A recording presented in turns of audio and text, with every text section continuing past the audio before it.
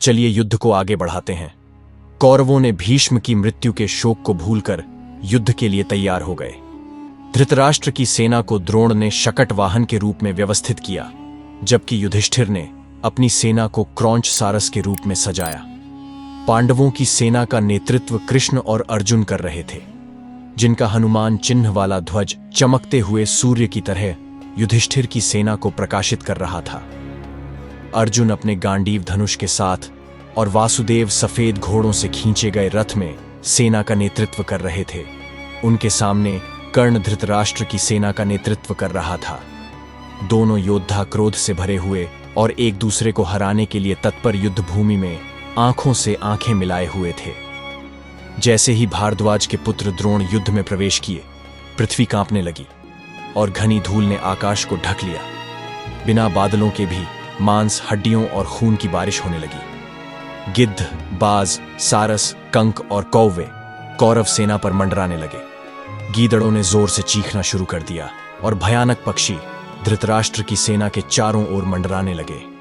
मांस और खून के लालच में वे हमला बोलने लगे। सैकड़ों बाणों की बौछार करते हुए पांडवों और श्रीनजियों ने बाणों की बौछार से प्रतिकार किया, लेकिन द्रोण के प्रहार से उनके बाण टूट गए।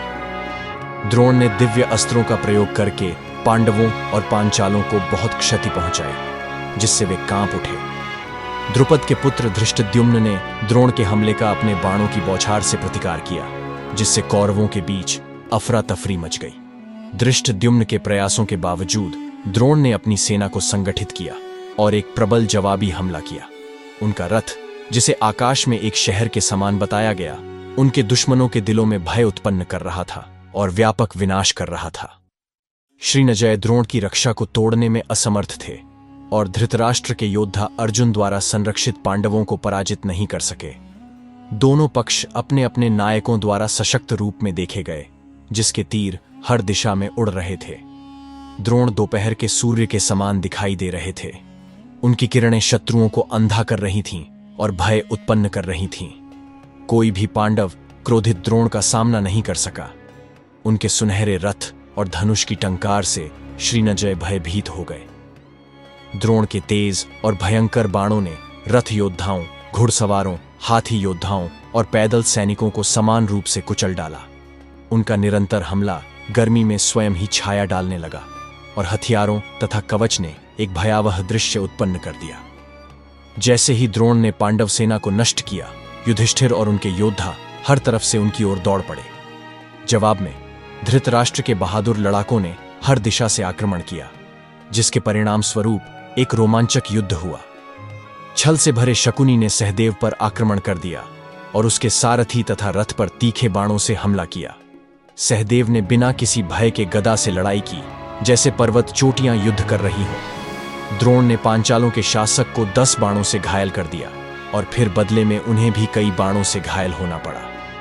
द्रोण ने और भी बाणों से प्रत्युत्तर दिया। भीमसेन ने विविंशति पर तीखे बाणों से हमला किया, लेकिन विविंशति टस से मस नहीं हुए। इसके बाद विविंशति ने भीमसेन को उसके घोड़े, ध्वज और धनुष से वंचित कर दिया, जिससे सैनिकों की प्रशंसा अर्जित हुई।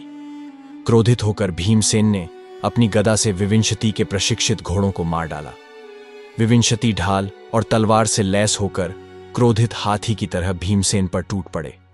शल्य ने हंसी में अपने भतीजे नकुल को क्रोधित करने के लिए खेल खेल में कई बाणों से घायल कर दिया। नकुल ने जवाबी कार्यवाही में शल्य के घोड़े, छत्र, ध्वज, सारथी और धनुष को काट डाला। धृष्टकेतु ने कृपा के बाणों से युद्ध करते हुए कृपा द्वारा चलाए गए विभिन्न बाणों को काट डाला और उन्हें 70 बाणों से घायल कर दिया। फिर कृपा के ध्वज को काट डाला।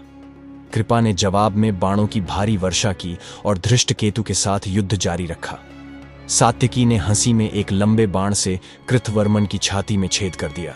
इसके बाद 70 और कई अन्य बाण मारे गए। कृतवर्मन ने 70 तीखे बाणों से आग का जवाब दिया, लेकिन पन्मा के खिलाफ हवाओं की तरह वह सात्यकी को हिला नहीं सका। विराट और उनके मत्स्य योद्धाओं ने कर्ण का जोरदार विरोध किया, जिन्होंने अकेले ही उनकी पूरी सेना को सीधे बाणों से रोक दिया, जो एक महान वीरता का कारनामा था। राजा द्रुपद और भगदत्त के बीच एक आश्चर्यजनक युद्ध हुआ। भगदत्त ने अनेक बाणों से द्रुपद, उनके सारथी ध्वजवाहक तथा रथ को बींध डाला। क्रोध में आकर द्रुपद ने प्रतिकार करते हुए सीधे बाण से भगदत्त की छाती को छेद दिया। सोमदत्त के पुत्र भूरिश्रवा और शिखंडीन में भयंकर युद्ध हुआ, जिससे सभी प्राणी भय से कांपने लगे। भूरिश्रवा ने बाणों की भारी वर्षा से शिखंडीन को ढक दिया। शिखंडीन ने क्रोध में आकर भूरिश्रवा को 90 बाणों से घायल कर दिया, जिससे वह कांप उठा।